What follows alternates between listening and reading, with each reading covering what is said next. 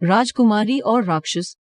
एक राजा की 3 बेटियां थीं, तीनों बेहद खूबसूरत थीं। सबसे बड़ी नुक्ता बेटी का नाम आहना, उससे छोटी याना और सबसे छोटी का नाम सारा था। एक बार तीनों अपने राज्य के जंगल में घूमने निकली। अचानक तूफान आ गया, उनके साथ आया। सुरक्षा दल इधर उधर बिखर गया। वे तीनों जंगल में भटक गई थीं।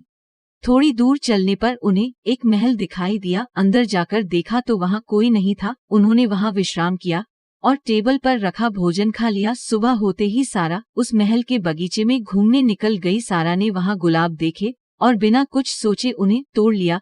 उसके फूल तोड़ते ही उस पौधे में से एक राक्षस बाहर आ गया।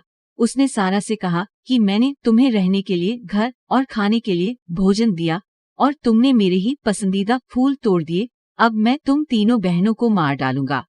सारा बहुत डर गई। उसने विनती की लेकिन राक्षस नहीं माना। फिर राक्षस ने एक शर्त रखी कि तुम्हारी बहनों को जाने दूंगा पर तुम्हें यहीं रुकना होगा। सारा ने ये शर्त मान ली और राक्षस के साथ रहने लगी। राक्षस के अच्छे व्यवहार से धीरे धीरे उनके बीच दोस्ती हो गई। एक दिन राक्षस ने सारा को उसके साथ शादी करने के लिए कहा। सारा नहीं हाँ कर पाई और नहीं मना। राक्षस ने इस बात के कारण कभी उस पर कोई दबाव नहीं डाला।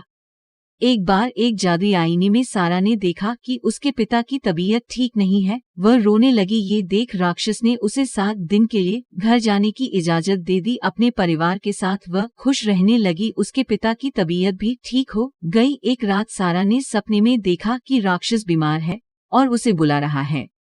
वहां जाकर उसने देखा कि राक्षस जमीन पर पड़ा हुआ है। ये देख सारा रोते हुए उसके पास गई। उसे गले लगाकर बोली, उठो, मैं तुमसे प्यार करती हूँ और तुमसे शादी करना चाहती हूँ। ये सुनते ही राक्षस एक सुंदर राजकुमार में बदल गया। वह बोला कि मैं यही शब्द सुनने का इंतजार कर रहा था।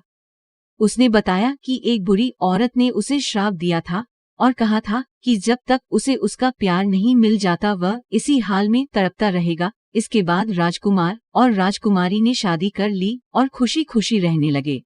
कहानी पसंद आई हो तो लाइक, शेयर और सब्सक्राइब करना ना भूलें।